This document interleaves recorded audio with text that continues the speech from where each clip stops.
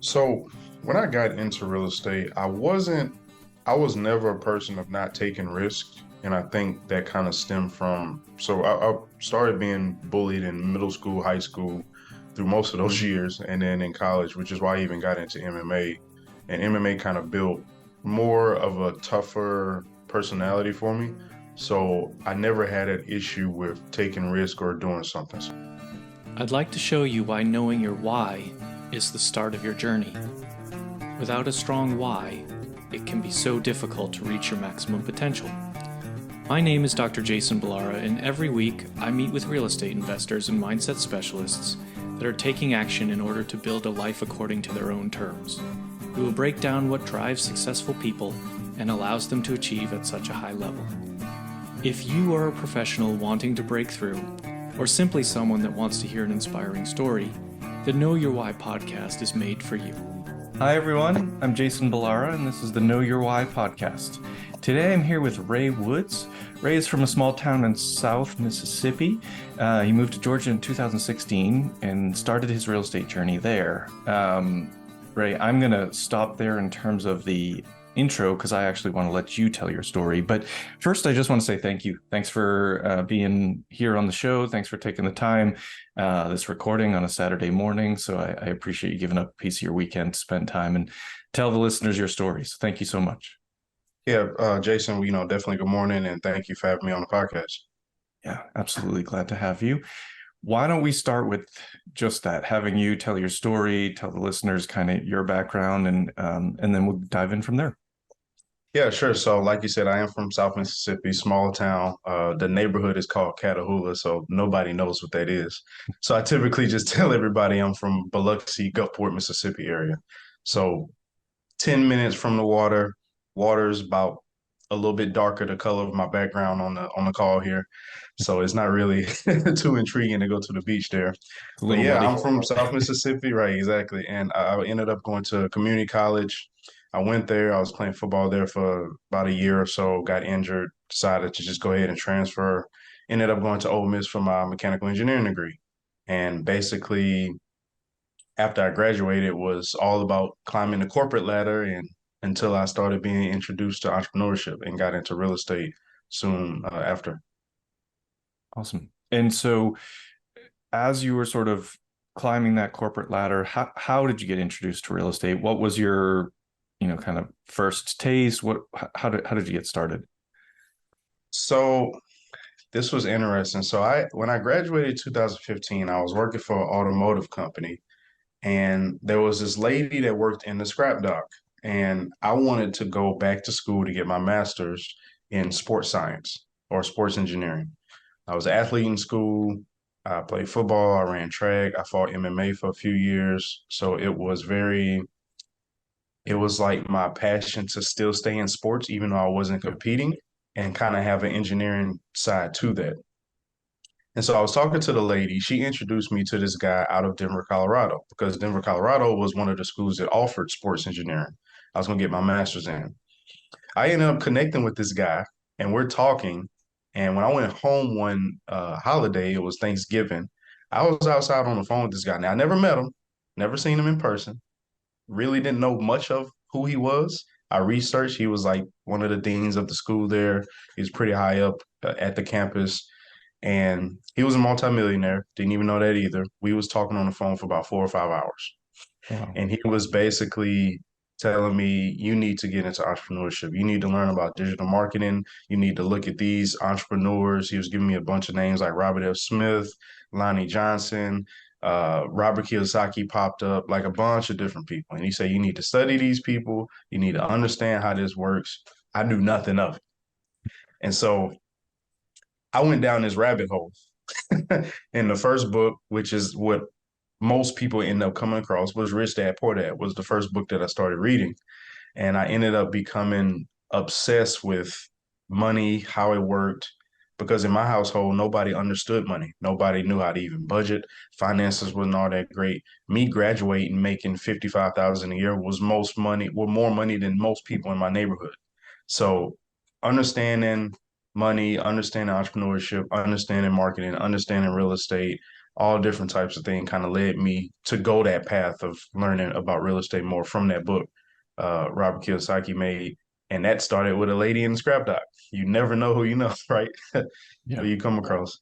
Yeah, yeah, it's a great point, and it's kind of funny because people in the space, in real estate space, will often talk about, just make sure you just always talking about what you're doing, where you're trying to get, that kind of thing, because for exactly the reason you just described, you just never know who's going to be like, oh, connect me, I know this person, and so I think a lot of people are sometimes uncomfortable, sort of talking about even what they do, but especially when it comes to money, people don't necessarily like having money conversations. They don't necessarily Hmm. like sort of talking to people about what they make or what they want to make or what their aspirations financially are. And I think a lot of that comes down to kind of what you mentioned is people don't understand money, and they don't understand how to make it work for them, and they don't want Right. to. It's a little bit scary, and it's uncomfortable to talk about something you don't necessarily know how it works. So, Right. And in my household, I give this discussion all the time, even to my mom to this day. You know, one of the biggest reason a lot of households split up is because of finances. mhm. If money wasn't an issue, then a lot of problems would be solved in the household. And so even if it hurts, the conversation needs to be had and we have discussions. I do the budgeting in my household for the finances. I'll bring my wife in here and we'll go through the spreadsheet. I'll be like, this is what's happening. Here's where we can spend money. Here's where we can't. Here's what we can't do. Here's what we can do. And basically lay down the ground rules at that point. Yeah, yeah, exactly. They're important conversations to have, and again, uncomfortable. But I think a lot of times, sort of those, it's those uncomfortable conversations that are, sort of most important to have. Mhm. Um, Ray, what happened, sort of after your conversation with this gentleman? Where did you go from there? What were your next steps? So besides my mom and my wife coming outside telling me to come inside and eat because the food getting cold, it was I couldn't really focus much whenever I got back to the table. So I go back inside and my mind is just running crazy. And I'm just like, man, this guy is I don't even know this guy. I still have the notes in my phone that I wrote down having a discussion with this guy. And I didn't sleep. I ate, but I didn't sleep. And you would think that after you eat, you have the fooditis and you'd be able to sleep good. Nope. My brain was going. I wake up the next morning. I start researching more into this. I start researching. As a few years go by, at in Alabama at the time, I actually got into stocks for a period of time. So I started dabbling in stocks. I started day trading, and then I also did forex trading for a little bit. I started learning through babypips.com, I believe that's the website. I started learning through there. I actually started getting into wholesaling or trying to network with people in Alabama to learn about wholesaling because I knew a few people out there that was in real estate just from going to a random networking event. And I didn't really have much physical help there. So I ended up buying a course from Fortune Builders. It was a $500 course on wholesaling.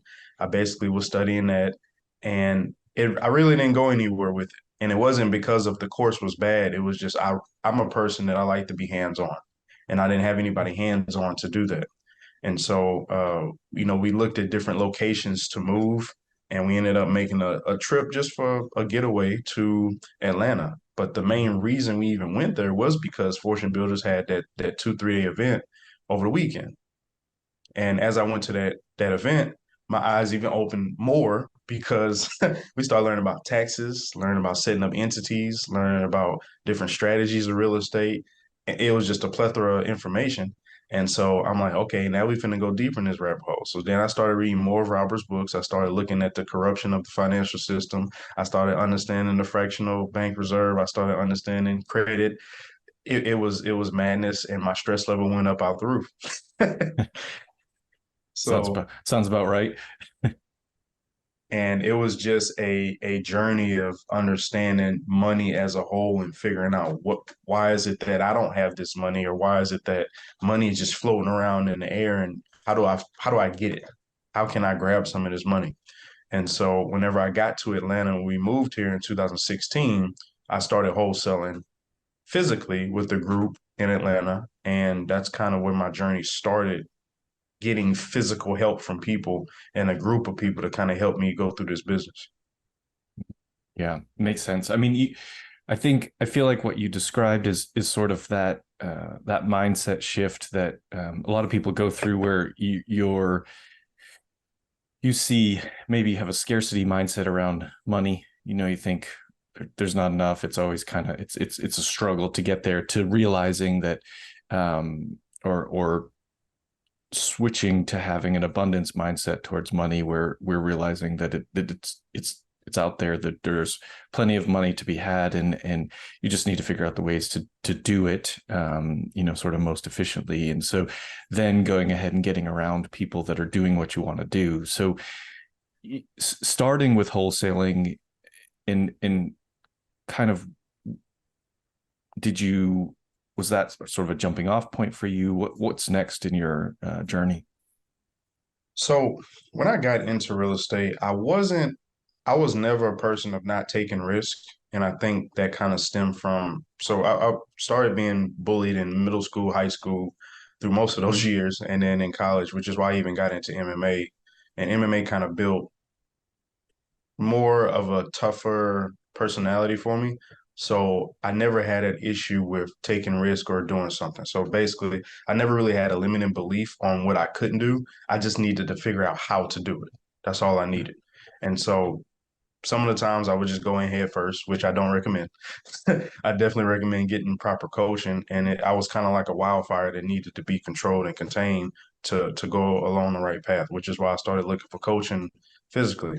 When I started in wholesaling in 2016, I did just that. I kind of was crazy. I went all over the place. I was even doing things like affiliate marketing and all this other stuff. I was still researching, just trying to get some type of money. And at the time, when I came to Georgia, I was unemployed. And being unemployed was enjoyable because I kind of got tired of working in corporate, dealing with politics and all of this type of stuff there. And I enjoyed that period of time. Unfortunately, I had to go back to work, but at the time I was enjoying it and I was out showing houses for investors. I was basically working with them to try to sell their house. I was out looking for deals myself. So I was driving for dollars. I was putting signs up out in the neighborhood. I was trying to get leads in and pull things together, make some deals happen. And I had about 4 or 5 deals that actually fell through.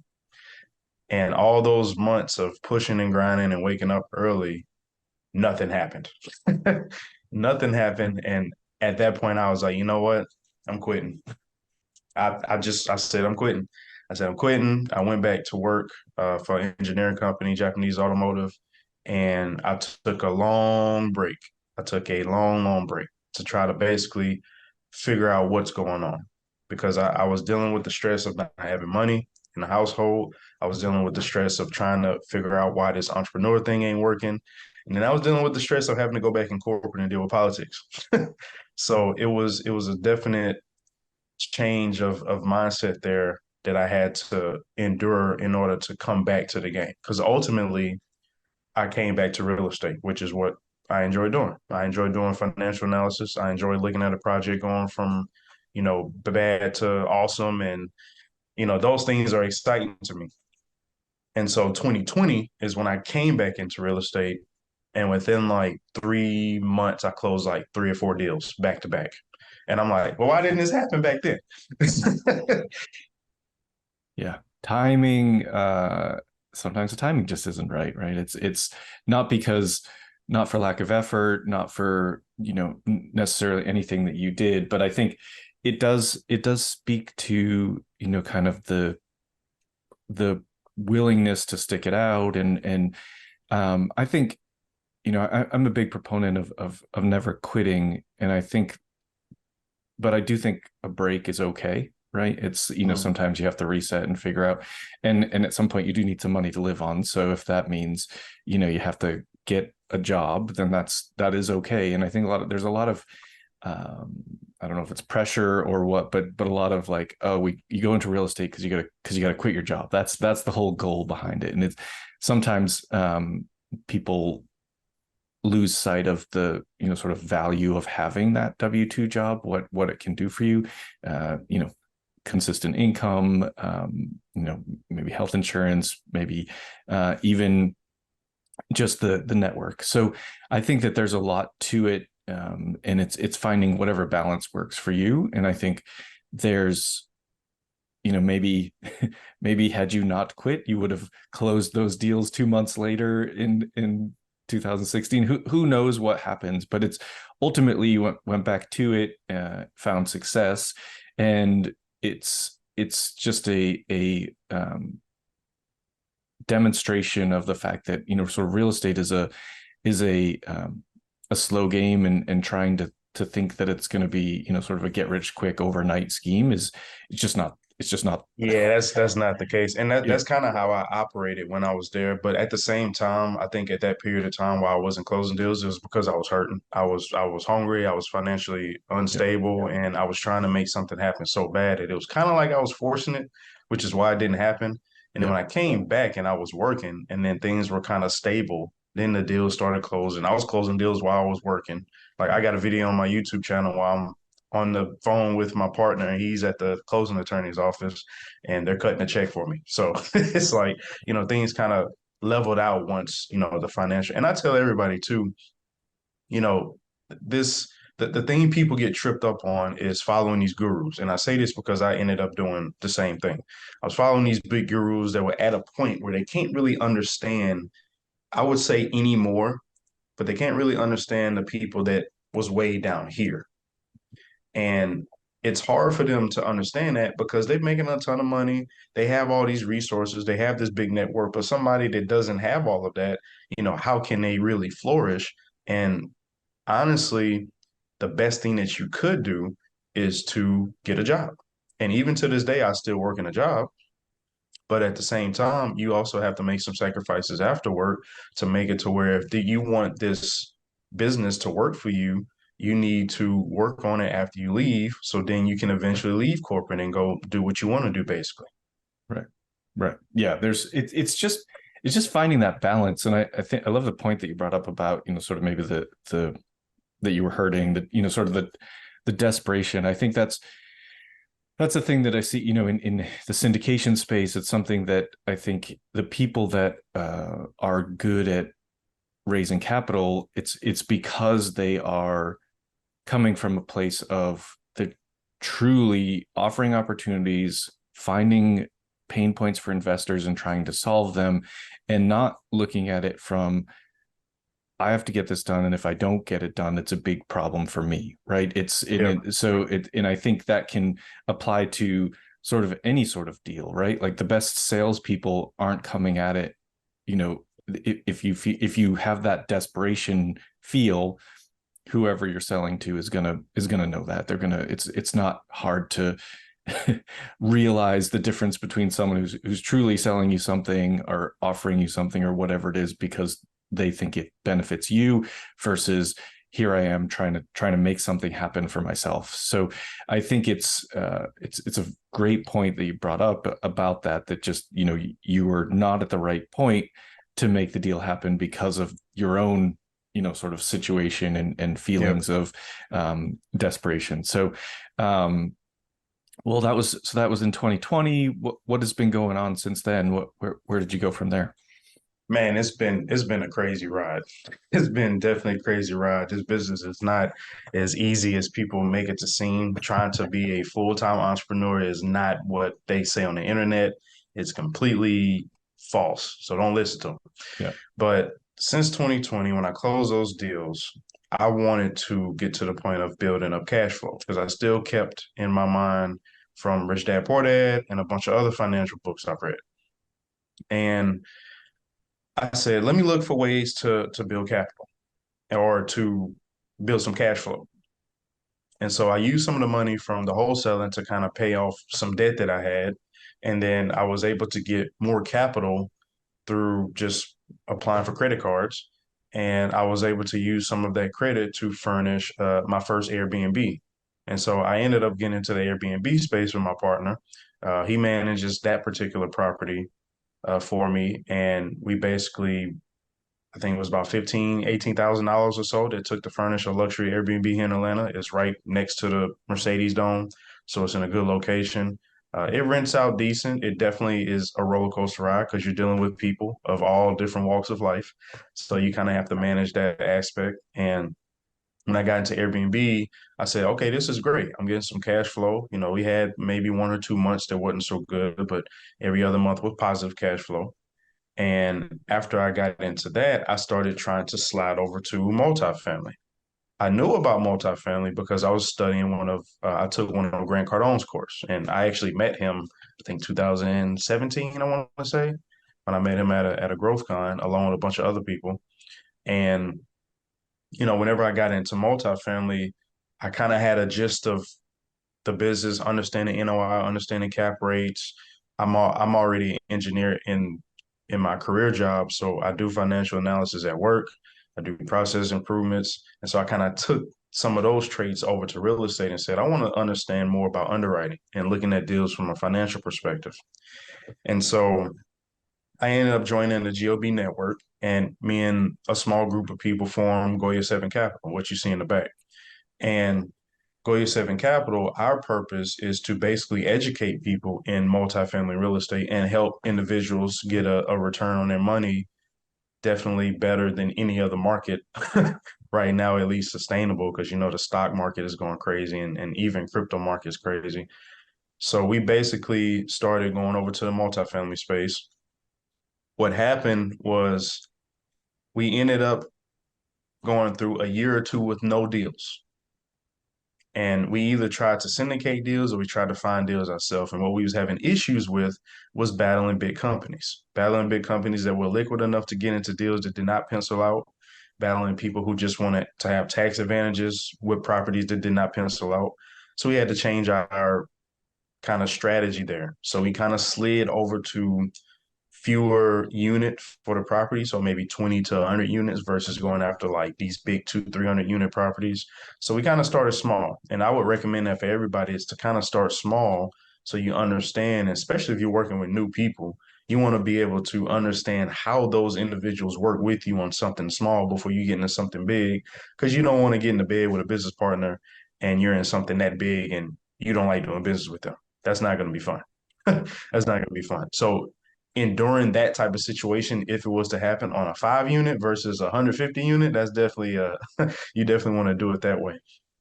And so in March, we ended up closing on as a co-GP, we closed on our first property by raising capital because it wasn't our properties per se initially, but we raised capital, came in as a co-GP for a 186 unit deal in Phoenix, which was a big accomplishment for us. I was excited. I flew out there to the property in Arizona. We looked at it, did some videos and stuff, talked to the management team and was kind of just getting to know them a little bit. That was exciting. Yeah. And now at this point, we are raising capital for a 32 unit townhome in Atlanta. It's right by the Beltline. And we are also getting ready to raise capital for a 106 unit apartment complex here in Atlanta as well. The only reason that worked was because they had a loan assumption and the interest rates are pretty low. But that's kind of been the ride right now. And it's been pretty interesting because I've learned a lot. I'm still learning a lot. We're still underwriting deals. I've submitted probably 10 LOIs in the past couple of weeks or so. So there's still a push to get more properties and build up the team together. Yeah, sure. And it's, I mean, you mentioned that it's not as easy as it is sometimes people put out there on the internet and social media and things like that. And I think the reality is that, we had a substantial market shift, right? So it wasn't, not that it was easy before, but it's a whole lot harder now than it was even a year ago. So everybody's kind of in that space of, just trying to reevaluate, do the things that are, sticking to fundamentals and stuff. But you do, in a down market, you've got to work. I heard someone say this at a conference, but basically, you got to work 4 times as hard to Right. accomplish the same thing you were before. And so that's what a lot of people are doing. A lot of people are looking, I think, at, adjusting strategies. You mentioned, looking at the smaller properties. I think that's Great strat. I think it just points to the fact that real estate is very resilient. You need to there's infinite number of ways to kind of find success within real estate. You just have to figure out what Hmm. works for you, and then go out there and put in the work. I mean, I think it's really that simple. You just have to, Right. And people's I had some people reach out to me like, man, how you get into a deal like that and this and that? And it's like, man, I didn't know you was balling like that. And I said, I'm not balling to that point yet. But yeah. it's about the network and the work you put in. And for a few of the deals we had, when it comes to networking with this market right now, you have to figure out where you fit in the puzzle. And you have somebody that's missing something.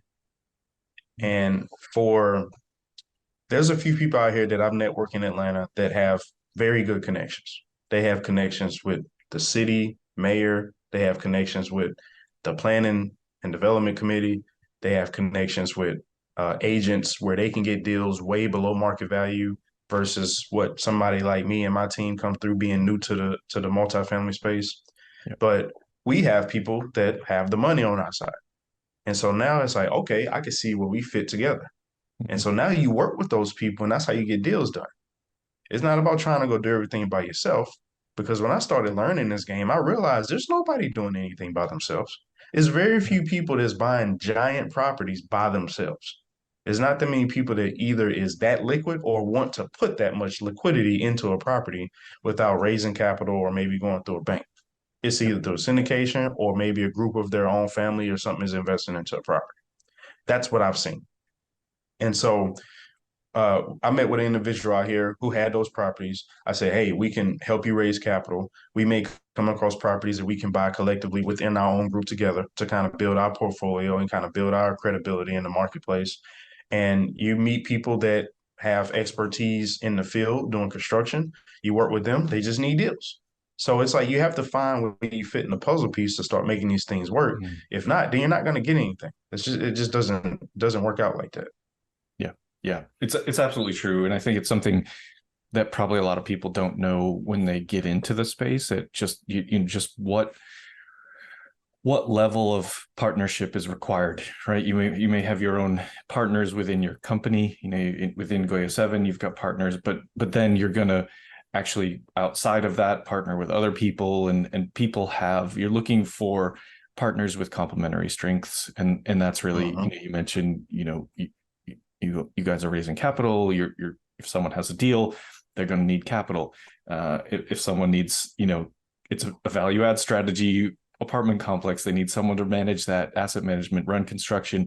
That might be another person. Like there's just so many different roles within it that it's like almost infinite spaces for people to fit in. And so you just need to really, like you said, find where you fit, where your spot is in that, kind of conglomerate of people that are needed Hmm.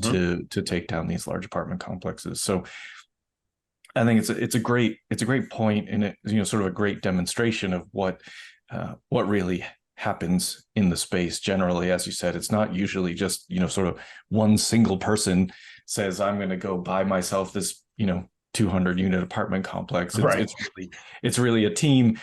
It's a team on the general partner side. It's also a team because you're bringing in investors. So I mean, Hmm. you may literally have, 100 people or more involved in some of these investments, to, majority of them as limited partners, but then a group as the general partner. So it's, I think, a great sort of topic here to discuss and bring up, and I'm glad that you did. But it's just, I think a lot of people from the outside probably see it daunting and think, I can never buy an apartment complex. How do you do that? And it's like, well, how you do it is by bringing in a whole bunch of other people to help you. I mean, really, that's kind of what it comes down to. You had a couple people that I was working with ask me that, man, how did you get into that? What kind of money did you bring in? And I told them straight up, I said, I'm broke. I ain't got no money. Yeah. I ain't got no money. I'm broke. And I said, it's a collaboration.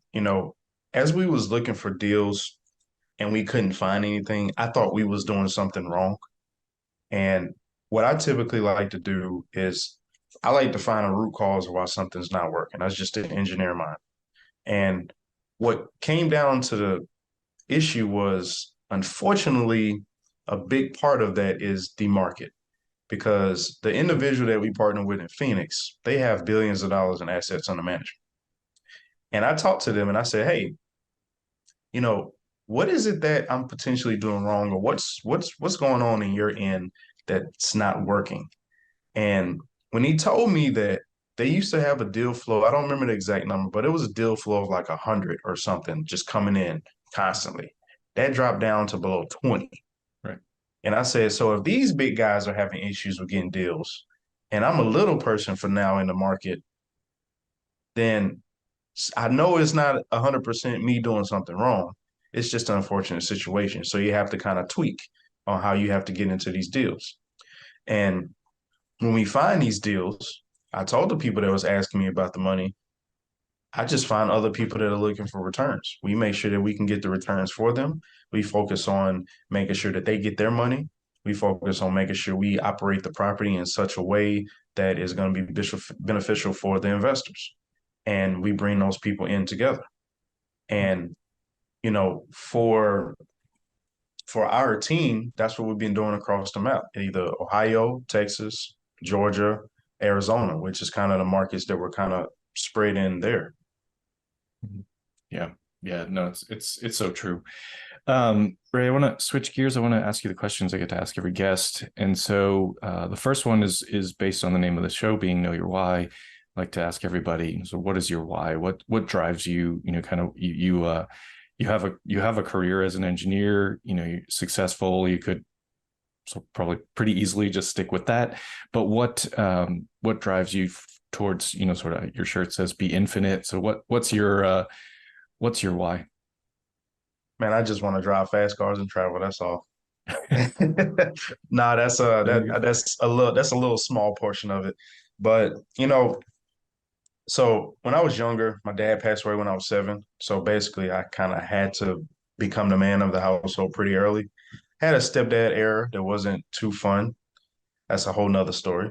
And it was just me and my mom in the household, basically. And so I did any and everything to take care of my mom. I started working early as I could, which at the time, the law would only allow you to work at 16, unless, of course, you knew somebody and you was working for him at 14 or something. Right. I started working as a dishwasher, and then I basically have been working ever since then.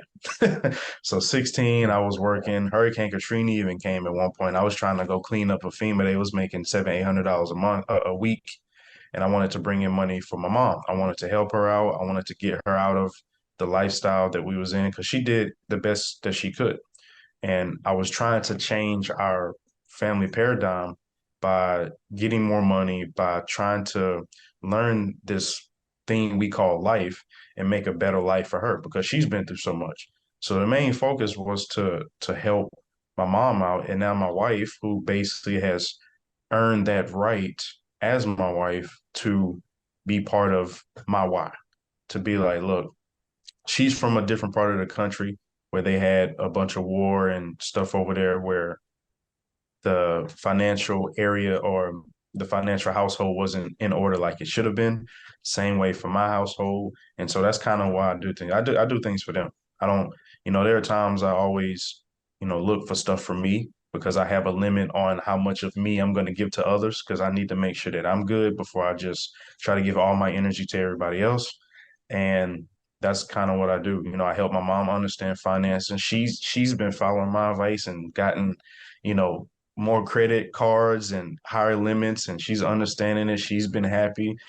She's had issues with her health, with diabetes and stuff. I've been able to help, bring her diabetes to a point where she doesn't have to take insulin no more based on her the food she eat and how she work out. So everything I do is for them. Every single thing I do is for them. And the only time that I ask from them to let me have my peace is if I want to play video games, drive fast cars, and travel. That's all I ask. Everything else, y'all can go buy whatever. You can go do this and go do that. Just when it's time for me to have my peace, let me do that. And that's basically what my why is there. Yeah, love it. I love it. Tell us something about yourself that maybe isn't common knowledge. Special skill, hobby, anything that you're comfortable sharing. Just basically want to let the listeners know you a little better. Yeah, I'm pretty blunt. this is probably why I get along with people from New York more than I do down south. So it's you know the people, some people down south don't really take real information lightly. So just know that if you do ask me questions, I'm gonna tell you like it is. If you ask for advice, I'm gonna tell you like it is. If you don't like it, then don't ask me a question. Yeah. So it's plain simple as that. The other thing I would say is I would say I'm pretty gifted at understanding a concept easier than others, than the average person. So when I started in Airbnb, the reason I didn't physically get into Airbnb was because I wanted to understand how the business worked on the outside. Because if I wanted to continue to build a portfolio, which right now, outside of the Airbnb I own, I also manage a 20 portfolio Airbnb for another person.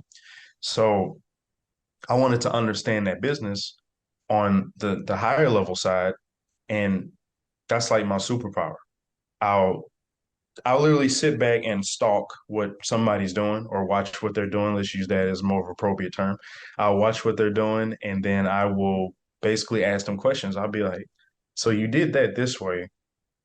So that means you're gonna end up doing that. And I'll just tie the pieces together. In my mind, it's like the little red wire board that they use on like the Criminal Mind shows and stuff like that. So that's kind of how my mind operates. I'm able to put together a process that I can even explain to somebody else and dumb it down to where a 5-year-old kid can come out and do the business. So it's kind of like a superpower for me to kind of make things complex or make a complex situation easier.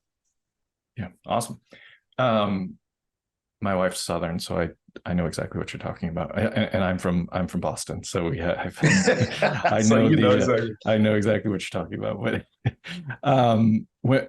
When people hear this and they want to reach out to you, what's the best way? No, they can reach out to me on social media. You know, Real Estate with Ray is the handle on most of my social media, on Twitter, on Instagram, Facebook, uh, YouTube. I got my YouTube channel. I actually go through my journey from when I started in real estate and kind of giving advice and educating other people on how to get into this business. You can see my TikTok as well. My TikTok, I'm pushing to get to 20,000 followers. I'm at 19. So Nice. we pushing to get to 20,000 followers. So Real Estate with Ray is a handle. They can reach out to me there. I respond to everybody. So Awesome. We'll put that in the show notes. Final question for you, Ray. What piece mhm. of advice would you give to someone who is trying to get started in real estate? They hear your story here, they're inspired, and they want to know, what's the next step? What do you think they should do? So you're gonna have to do something you don't like. I don't mind working and I do it because I have to. I don't care to do it because I would rather be doing something that I want to do. So I would suggest you definitely get your financial household in order so there's less stress when it comes to dealing with bills.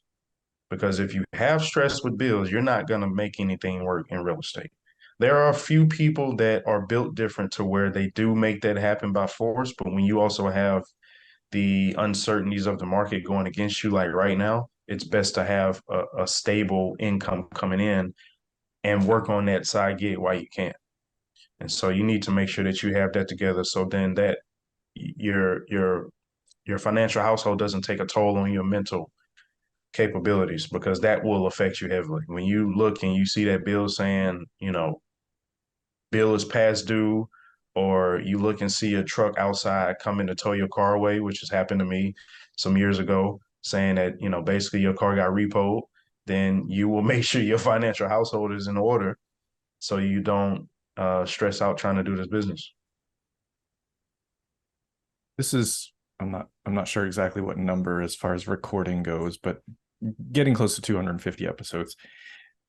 No one has ever said that before. Like a lot of similar answers. No one has ever said that before as far as the um, advice, and it might be the best advice that anyone has ever given as far as an answer to that question, because it's gosh, it's like it's so true. It's just, you know I get, like, we all want to take action on, that's sort of the entrepreneurial spirit, but you're so right. Like, you need to make sure that, sort of the back office, your house is in order, and that will give you the foundation that you need to sort of then have that confidence that you can go do that in a business as well. So I really love Right. that. I think that was a great great Yeah, piece to. most of the people that I know now that are doing good in business, like even the guy in Arizona, he started in sales. He was working a job. He had to he saved up money, started, and then he ended up going back because he ran out of savings. So he ended up going back there. And